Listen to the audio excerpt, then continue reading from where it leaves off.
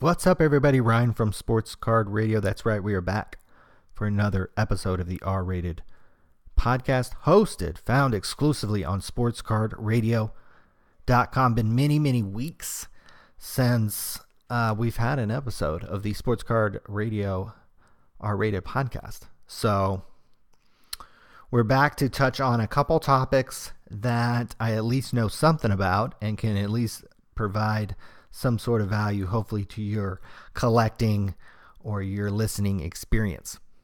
Well, we're 3 weeks into the Arizona Fall League, and something I've come out every year since, I don't even remember, like 2013, 2014. It's been many years. I've come out to this. Well, now I live out here. And I live 15 minutes from where they play these games. So I've been out to several games. A lot of these guys I had no exposure to, didn't know their name, didn't know their Baseball America prospect rank and all that kind of stuff. So it's been cool to just see some guys and then almost after the fact, look them up, research them, and find out about them.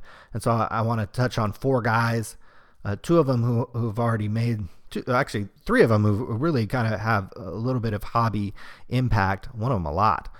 And we'll get into that. A little bit of discussion about just what I think, kind of more in the context of cards, what their cards are worth now, and kind of what I project in the future for them after watching some of these guys I've seen 2 or 3 times now down here in beautiful Tempe, Arizona. Other kind of topics. Just briefly want to touch on that USPS is going to zone pricing. I think that's kind of interesting. It's certainly going to impact people doing single cards, group breakers, all that kind of stuff. You might have to adjust your pricing and definitely think about that a little bit. I just want to touch on something I was thinking about Mike Trout as well the other day in context of basketball and basketball players as well. We haven't had an R-rated podcast since Jimmg G, the 49ers quarterback, got hurt. And so I want to touch on how that impacted me in kind of a big way, and how it relates to side hustles and the need to have those things in your repertoire and in your business when things go wrong. And in my case, a quarterback getting hurt was a pretty bad thing. You know what wasn't a bad thing? I don't know if you guys like who you have on your notifications, like in your social media notifications, like when somebody tweets or something, like it goes right to your phone and you can see it right away. So Pearl Jam's on my little notification thing, right? And so I'm sitting here the other day, I think it was yesterday or the day before, and I get the hit on the phone, Pearl Jam tweets, and so I look at it. It says Eddie Vedder will perform at such and such fest, March something 2019. I'm like, oh, that's kind of cool. And it says in Tempe, Arizona, and I was like, get the fuck out of here! Wow, holy shit, that's like, wow, almost hit the roof. I think I have 10 or 12 foot ceilings at this place, so I almost hit the roof of the 10-foot ceilings. So I was like, oh my god, where the fuck is he playing? He's playing literally 2 blocks from my place at the Tempe Beach Lake, which will be kind of a cool place to have a concert, actually. It'll be right during spring training time, kind of that first weekend, or the kind of that first main weekend. Cubs have a couple games. And it's called the Innings Festival. Apparently they've had it before, and apparently there's going to be some, like Roger Clemens is going to be there signing autographs, and some other Jake Peavy and some other players. And there's a whole, there's food and all this kind of other shit. So of course I'm already suckered into they had some kind of platinum VIP thing that was expensive. It was like regular tickets. I think were only like, I don't know, were pretty cheap, like $60-$70 or something, maybe $100. I don't know. But I got the Platinum Mega VIP, whatever the fuck it was, for $700, I think, or $650 or $700. And apparently it gets you, quote, side stage, but I don't know if that's 100% accurate. Maybe not. Maybe for some of the people, but maybe not for Eddie. But you get some, like, I don't know, supposedly special viewing areas. A personal chef is supposed to make you dinner and all this kind of shit, and you get some swag, and I don't know. But I'm just trying to get the best view and the best tickets for Eddie. So, but would be a cool place to see a concert if you're in town for spring training, or if you live around here. Wouldn't be a bad thing to check out. It's Saturday, Sunday. Eddie's playing Sunday with some other cool bands, and then on Saturday, Incubus and some other people are playing. So, kind of a cool thing to check out. But couldn't be more excited. I mean, Jesus. Not a whole lot can go wrong when Eddie Vedder is going to play a concert. Literally 2 blocks. This is where I run every day. I mean, I go down there and run at the lake every day. So, and they've actually had some other stuff and events down there. Nothing as big as like somebody like Eddie Vedder playing, but they've had some other stuff down there. It's going to be a cool place to have a concert. And I might try to stalk him out, because there's a pretty good chance if he's in town, maybe he comes in a day early and goes to the Cubs game or something. So I know he's done that before. He's been to some spring training games. That's where people have like kind of like staked him out. So that's literally like only 15 minutes from my place, literally on the same street was they're going to have the fucking concert. So if he's in town, he might go to the game, and that's as good a chance as you're ever going to run into somebody in your life if you go to a spring training game. So some things to look forward to. That's coming up in March 3rd, March 2nd and 3rd. Eddie's playing on the Sunday, March 3rd. So super cool. Obviously can't wait. Can't believe it. Just in shock that he's coming 2 blocks from my house. So that's cool. He can come over and smoke some weed with me if he wants to. That'd be fun. Let's touch on these guys who aren't smoking weed, these baseball players playing in the Arizona Fall League. And what a delight it is if you've never been down here to watch. Again, it's something that it's one of the things that made me move down here. Is every year I would come out to this, and I was like, "Fuck, this place is so nice." It's literally like 85 degrees, fucking like perfect weather. It's just great. So I love these games. I love going to these games, and I live really close to the Cubs stadium. I'm like 15 minutes away, 15 minutes away. And so I've seen a bunch of these guys play. I want to touch on 4 guys. 3 bigger name guys, and then kind of 1 not so big name. But all three of these guys I like. And there's plus or minuses for all these guys. First guy, Forrest Whitley.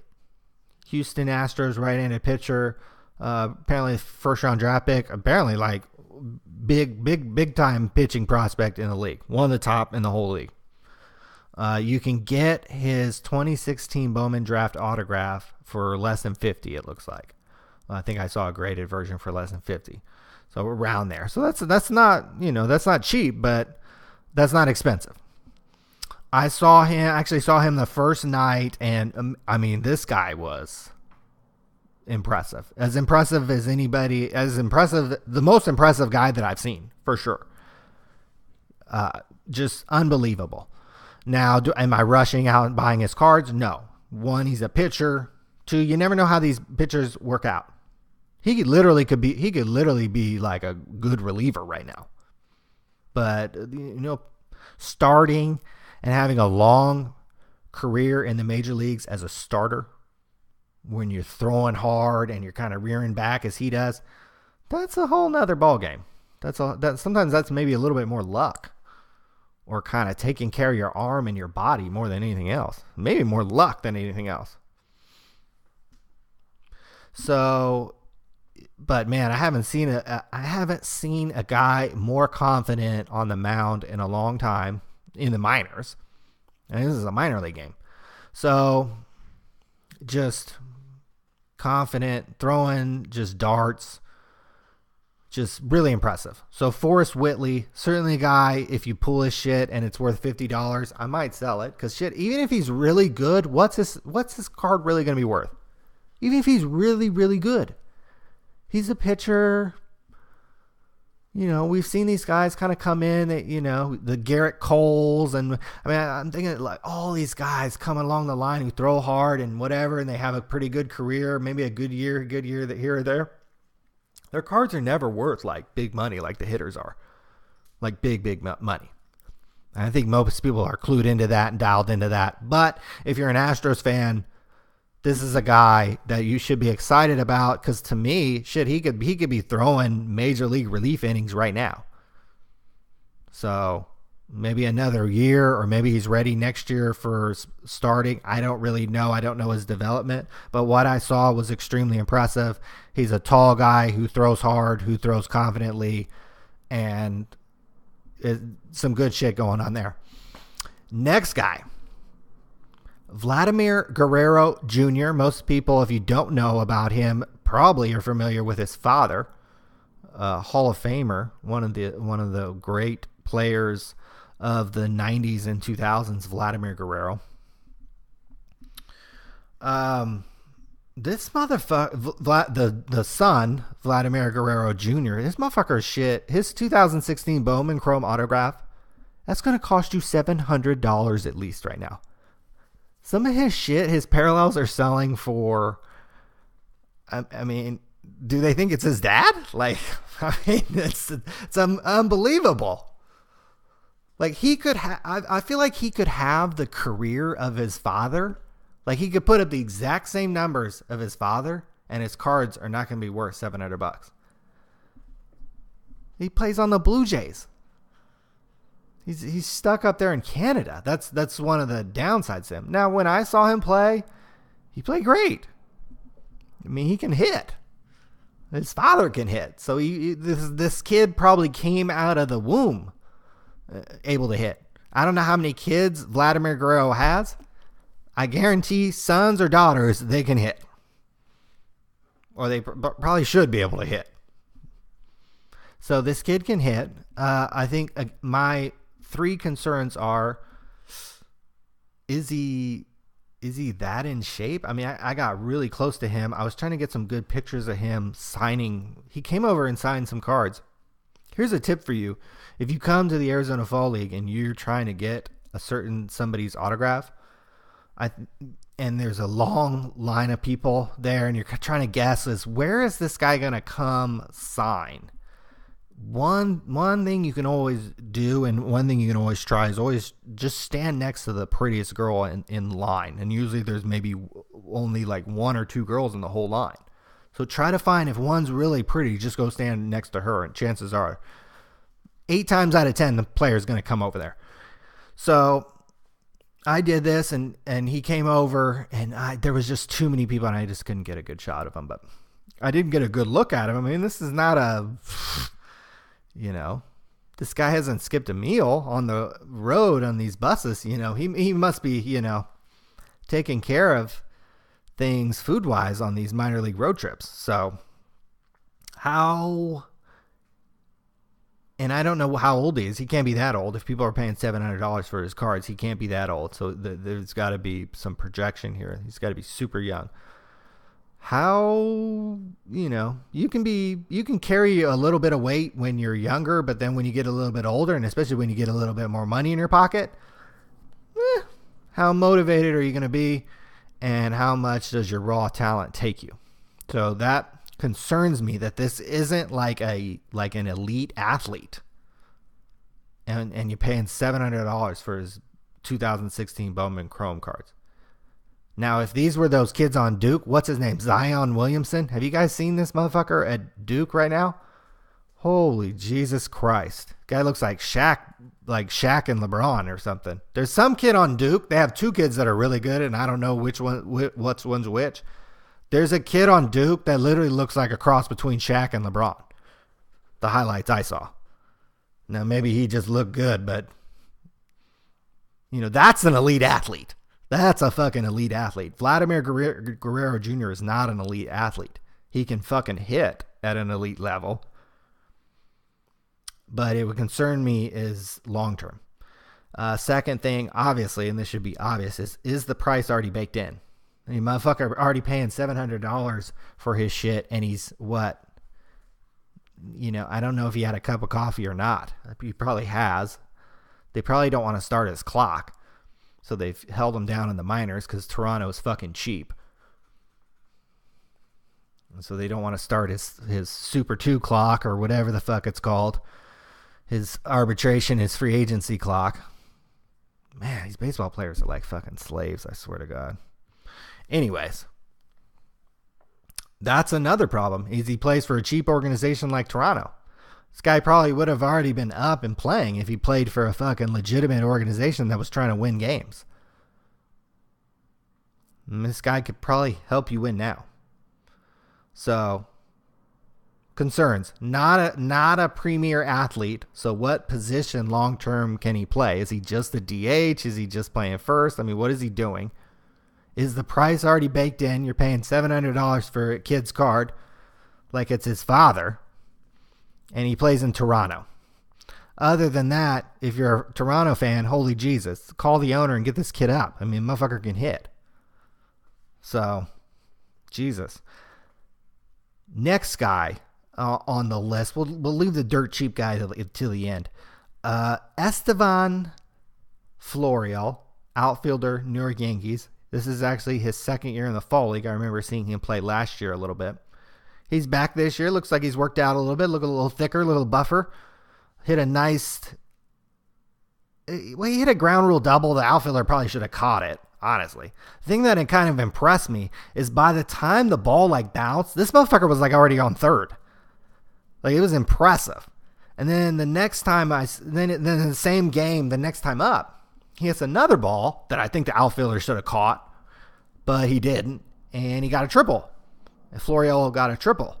Just incredible speed. This guy's fast, and he's got a little bit, at least compared to last year. He looked bigger to me compared to last year.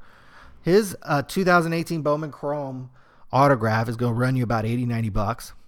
Now, here's the problem with Florial is, it's kind of the good and the bad. The good is he plays for the Yankees. The bad, he's an outfielder for the Yankees. They have Stanton in one side and what's his name, Aaron Judge in the other. Now, I guess somebody could DH, and Gary Sanchez, who's probably DHing and catching sometimes, probably more of a DH. I don't think he's that good a catcher, but you have a situation there in New York where it might be tough to crack the lineup, crack the outfield lineup. So he's going to have to be really, really, really good. So, I don't know, $80-$90 for his card. Again, it's going to go one way or the other. If he's a star for the Yankees, $80-$90, that's going to be a steal. An absolute steal. Now, if he sucks or they have to trade him, and now even if they trade him and he's good or a star for another team, it may $80-$90 is maybe all it's worth. So I don't really know with Florial, but all I can say is I do like him. I wish he was on the Giants. I know that for sure. One guy that was on the San Francisco Giants and who's not a big premier prospect at all, but who I really like is Lucius Fox, who's now in the Tampa Bay Rays. He came over in the Matt Moore trade. So, wow, what a pretty bad trade that was for us. We traded Matt Duffy, a clubhouse guy, a guy who was playing well, who I think has battled some injuries since then, and this kid, Lucius Fox, who's a shortstop, but maybe ends up as more of a second baseman outfielder, I think. And his shit's dirt cheap. I mean, you can get his cards and autographs fairly inexpensive. I think he might even be an older prospect, but I'm not really sure. But he's one of my type of players that I really like, kind of speedy guys. My favorite all-time minor league player that I ever saw was Billy Hamilton for the Reds. So this guy's in a similar mold, small, fast guy, gets on base, steals second, and, gets the third, scores with nobody even getting the ball out of the infield kind of thing. So just a guy to kind of keep an eye on. Maybe he comes up and makes impact at the top of order. Definitely not a guy you would invest a lot of money on, whereas you would with Guerrero Jr., obviously, because he could be like a Hall of Fame type talent. And Florial with the Yankees, could be an outfielder with speed and power. That's some shit. So Lucius Fox, just a guy that I saw that I kind of liked. And,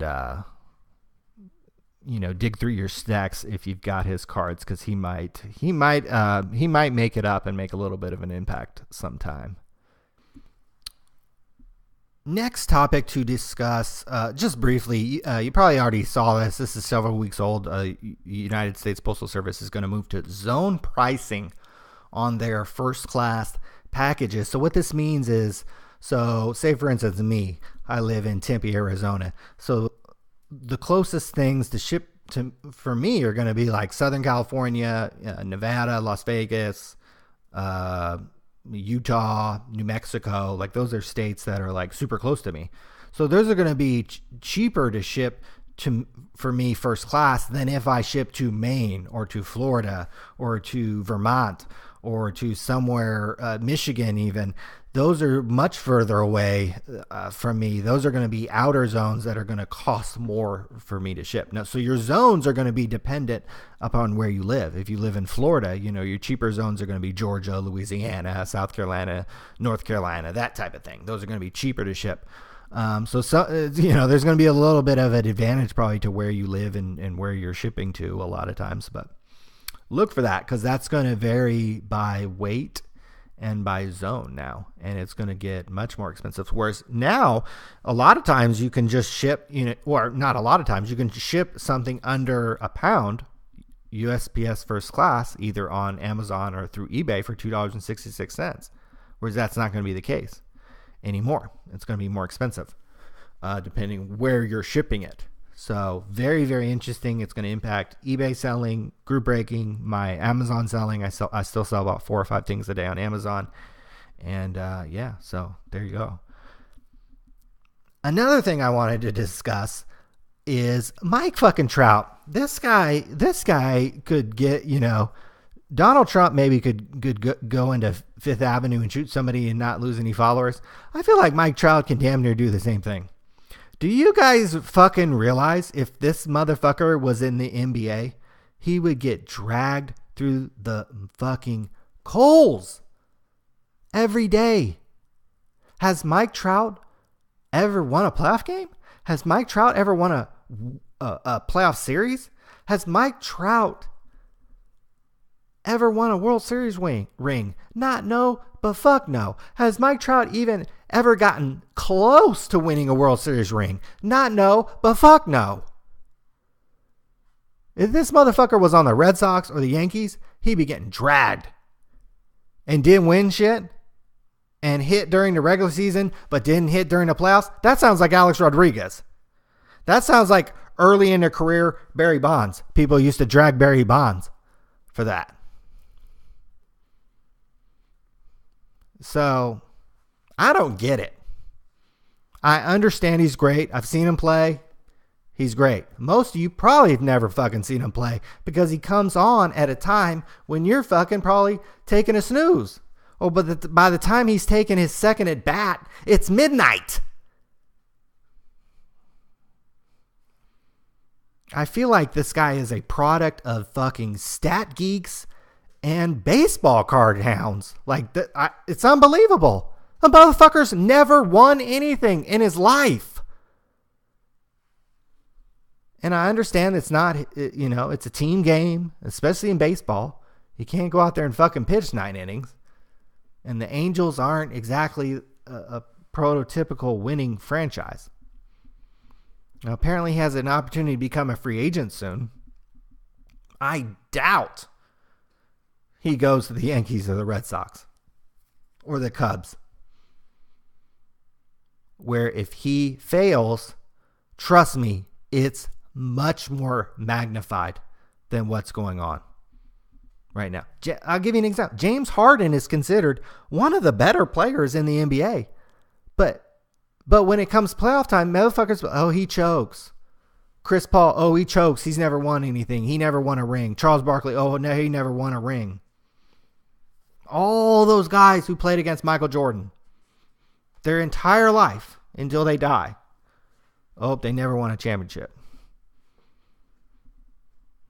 And yet Mike Trout, who has never, I don't know if he's ever won a playoff game. Nobody even mentions it. It's like, oh, this guy's, just the greatest thing that's ever fucking touched water. So we'll see. Again, Mike Trout, talk about price baked in. But hey, maybe he continues to be great, or maybe he continues to play in Anaheim and nobody ever really sees him. Trust me, he's a non-concern down there in Anaheim, which is like a suburb hour outside Los Angeles. Much more concerned with the Dodgers, who fucking actually made the World Series, and now the Lakers, who are 3-5 and have played actually moderately well to start the year, all things considered. Moving on, all things considered, it was a really bummer when Jimmg Garoppolo, the 49ers quarterback, got hurt in the game against Kansas City. I remember it distinctly well now. I had to take a little walk after that happened. That was a crusher, because 49ers fans are excited, and I've been selling 49er tickets for several years now, and they're paying good money for these fucking tickets this year. And to lose Jimmg G so early on, obviously a cooler. And group breakers probably understand exactly the situation that I was in. It's not really the money. I didn't really lose any money when he got hurt, because week to week, I don't have a whole lot of tickets week to week unless I decide to buy them. I don't have 100,000 in 49er tickets for the rest of the year.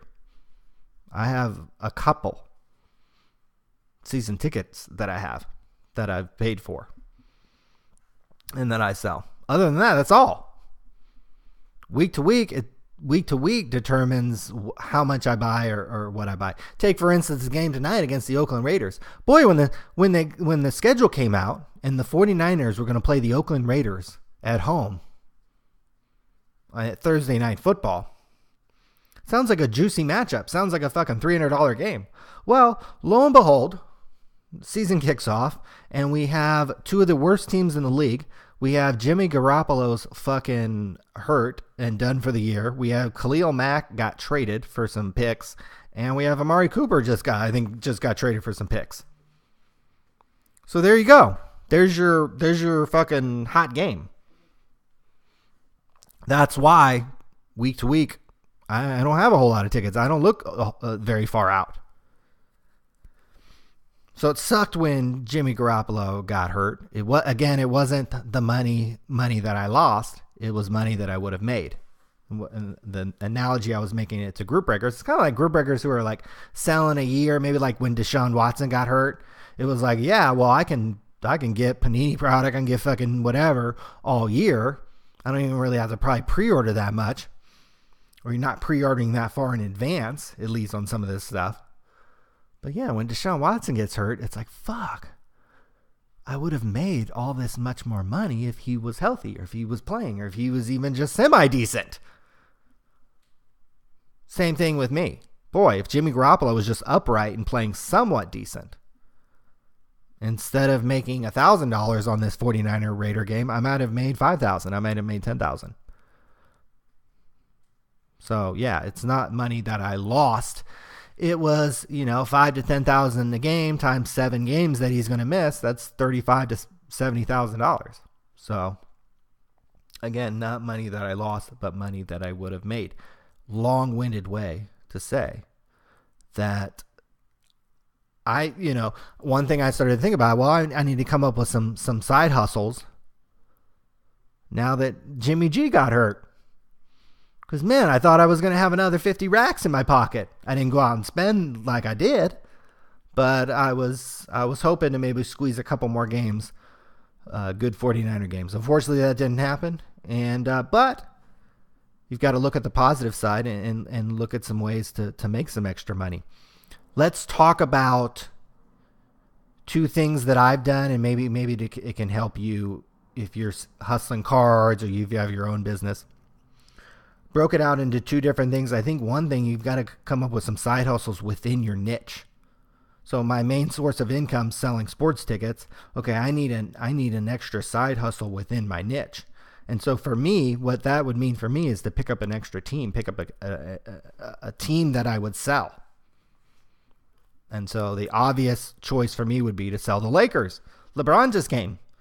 Sell Laker games, something I've done in the past a little bit, and sell them when they go on the road, because those could be the most lucrative. And so I'll tell you exactly, I'll tell you exactly what I did the other night. I woke up, I didn't have it. They were playing the Minnesota Timberwolves on a Monday night in Minnesota. Probably a pretty sleepy place on Monday nights comparatively to other big cities.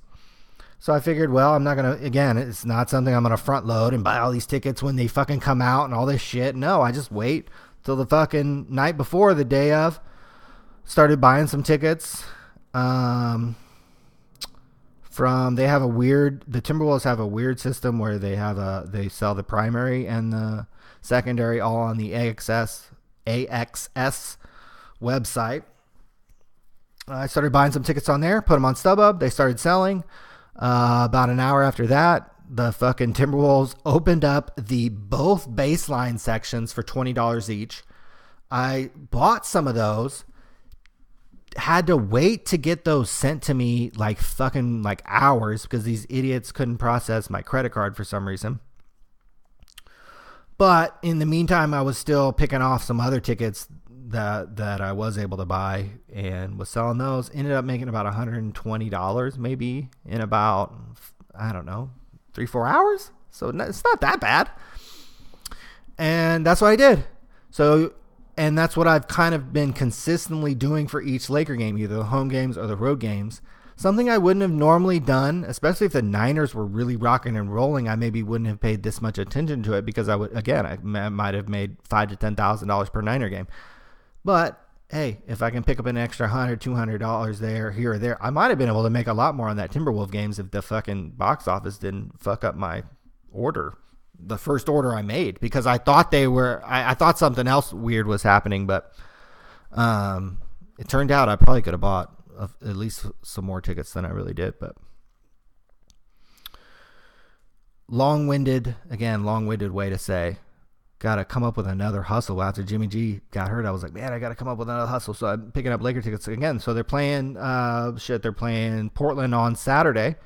Already picked up a couple tickets for Saturday in Portland because, hey, guess what? They've already played in Portland this year. So I kind of already have an idea of what are fans in Portland willing to pay for when the Lakers come to town. This is going to be a Saturday night game. I anticipate the price to be about the same as the first game. And there you go. It's kind of like baseball cards. If you could get a Vladimir Guerrero Jr. autograph for fucking $300 right now, and they normally sell for $600, you're probably going to fucking buy it for $300 and sell it. That's the same thing with sports tickets, and same thing I'm going to do with the Lakers. And I'm literally just going to go game by game and kind of go either the night before or the day of.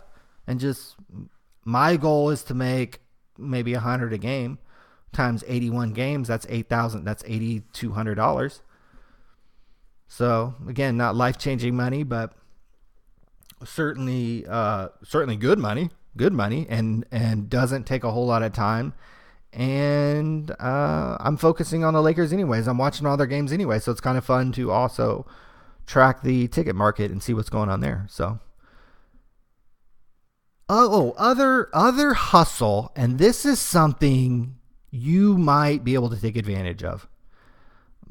So this is within my niche. I needed to come up with another hustle, but I needed to come up with something totally outside my niche, and even totally outside of other ways I make money. I have websites I make money on. I sell about 4 to 5 things a day on Amazon that I make a little bit of money on. So I have some extra money coming in from websites, from selling stuff on Amazon, from sports tickets.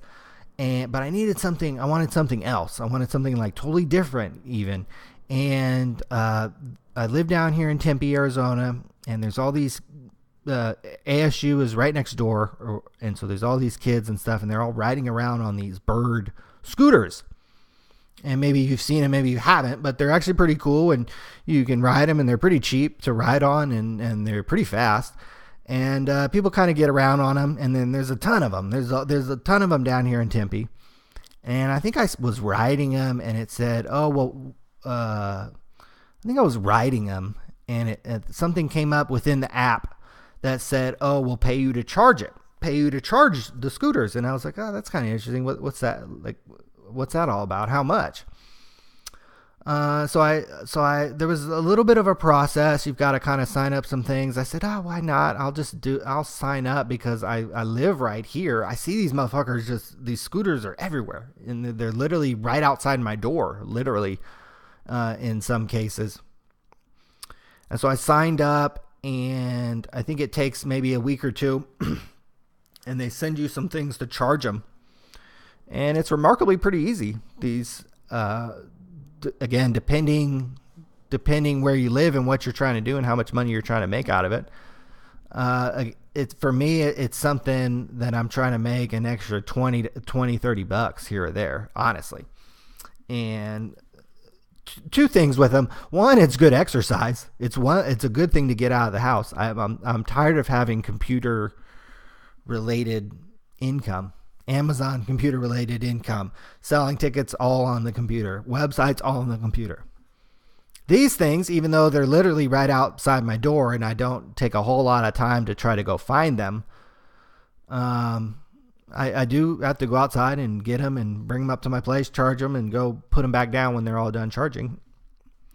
There's some nuances to doing it, but what I will say, if you are in a kind of a dense area where there's a lot of them, like in Tempe, you could easily, I tell my friends this, I'm like, dude, if you moved to Tempe, I could guarantee you could make $150 to $200 a day, per day, every day, charging Lime and Bird scooters.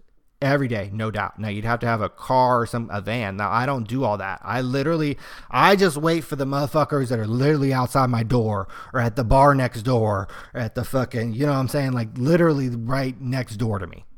Or there's a huge 2-tower building with students and where people live. I almost moved in there, but there's a huge place next to me where they all people come and they dump them and all kind of stuff. So I just go and grab them from there. But I do see the guys with vans and they have trailer hitches and stuff. Easily $150 to $200 a day. And the money gets deposited right in your account like the same day or the day after.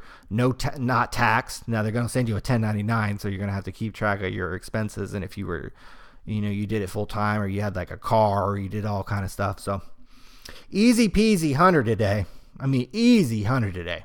I think there was a day where I made 100 where I was hella bored and I just wanted to go out there. Some days it's really easy for me because it's so busy down here that all these scooters are literally like right outside my door and I could literally just go outside and go boop, boop, boop, boop, boop. Oh, there's $20. And then I just have to get them up to my place, charge them, and then bring them back down. So I usually only do it like 1 or 2 days a week.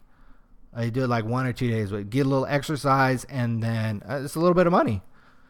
So just wanted to throw that out there because I know that these things are starting to pop up and you might see them in your city. And so, yeah, if you need some extra money, for sure, just sign up for these things. And I swear to God, you can make $150 to $200 a day. Easy, easy peasy.